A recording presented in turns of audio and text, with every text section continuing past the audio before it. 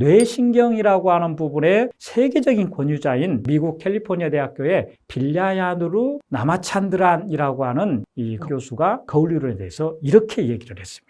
거울 이론은 생물학에서 DNA의 발견에 버금갈 정도로 중요한 심리학에서의 발견물이다라고 얘기를 했습니다. 그러면 이런 거울 이론들이 만들어낸 모방 행동들에 대해서 지금까지 대표적으로 연구됐던 몇 가지 사례들을 한번 말씀을 드리도록 하겠습니다.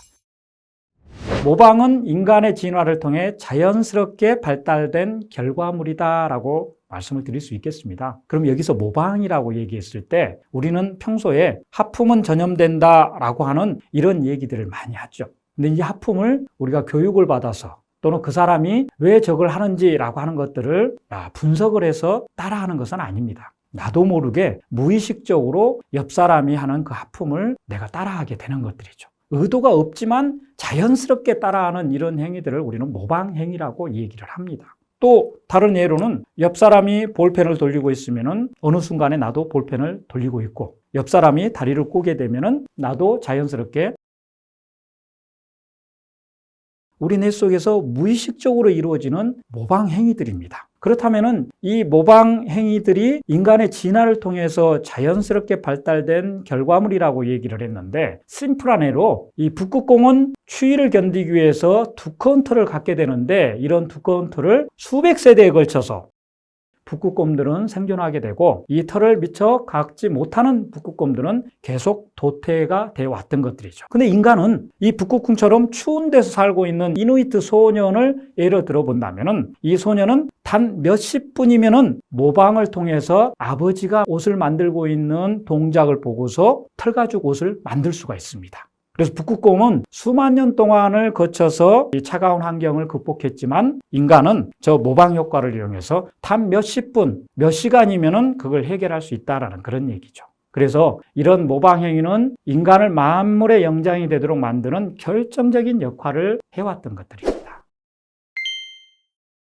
이런 모방 행위들, 모방 행동들이 나타나는 이유는 바로 뇌 속의 거울 뉴런이라고 하는 이 작용에 의해서 나타난다고 얘기를 했습니다. 그렇다면 이 거울 뉴런이 어떤 것인지 한번 살펴보도록 하겠습니다. 영어로는 거울을 나타내는 미러, 뉴런은 신경망을 얘기하죠. 그래서 마치 신경이 우리가 거울을 보고 상대방을 따라하는 것처럼 똑같이 따라하도록 만들어주는 그런 신경이라고 얘기를 할 수 있겠습니다. 이 거울 뉴런을 처음으로 발견한 사람은 1996년 이탈리아 파르마 대학교의 신경심리학자인 자코모 니촐라티 교수님이라고 하는 이 교수 팀에서 긴 꼬리 원숭이를 대상으로 해서 운동신경을 관찰하던 중에 우연히 발견한 신경세포였습니다. 이 긴 꼬리 원숭이의 운동신경을 알아보기 위해서 원숭이 뇌에다가 여러 가지 신경을 추출할 수 있는 신경회로를 만들어 놓은 상태에서 점심시간에 연구원 중에 한 분이 디저트로 아이스크림을 먹으면서 연구실로 들어왔습니다. 원숭이가 이 아이스크림을 먹고 있는 연구원들을 보자마자 이 원숭이 뇌 속에서 마치 자기도 아이스크림을 먹고 있는 것처럼 느끼는, 즉 아이스크림을 먹으면 달콤하고 굉장히 기분이 좋아지죠. 이런 현상들이 긴 꼬리 원숭이 뇌에서도 똑같이 발현이 된 겁니다. 즉 이 말은 원숭이가 자기가 직접 아이스크림을 먹고 있지 않지만 상대방이 아이스크림을 먹고 있는 것을 보고서 마치 자기가 똑같이 하는 것처럼 착각을 할 수 있게 됐다. 바로 그 역할을 해주는 것이 거울 뉴런이라고 하는 신경 조직이었습니다. 그래서 이런 거울 뉴런들은 타인의 행동이나 의도 또는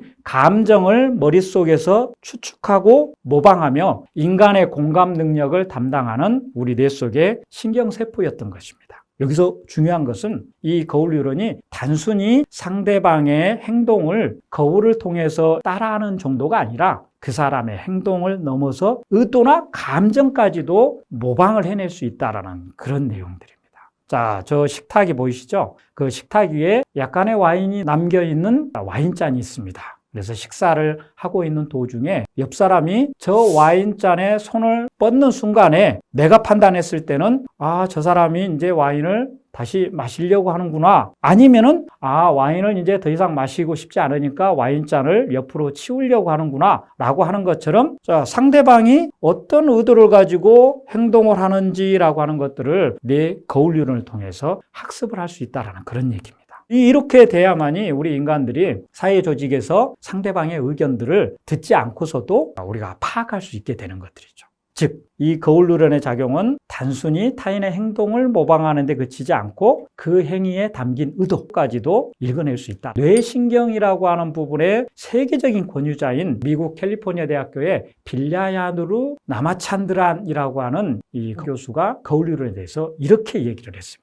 거울 누런은 생물학에서 DNA의 발견에 버금갈 정도로 중요한 심리학에서의 발견물이다라고 얘기를 했습니다. 그러면 이런 거울 누런들이 만들어낸 모방 행동들에 대해서 지금까지 대표적으로 연구됐던 몇 가지 사례들을 한번 말씀을 드리도록 하겠습니다. 첫 번째는 이 폰 바렌 교수팀이 연구한 내용들인데, 레스토랑에서 웨이트리스가 고객으로부터 팁을 받을 때 그 팁의 크기는 고객의 주문 사항을 얼마만큼 반복해서 얘기를 해주느냐에 따라서 달라진다고 합니다. 즉, 고객이 주문을 했을 때 똑같이 주문을 반복해서 얘기를 해주는 웨이트리스일수록 팁을 더 많이 받았다는 얘기입니다.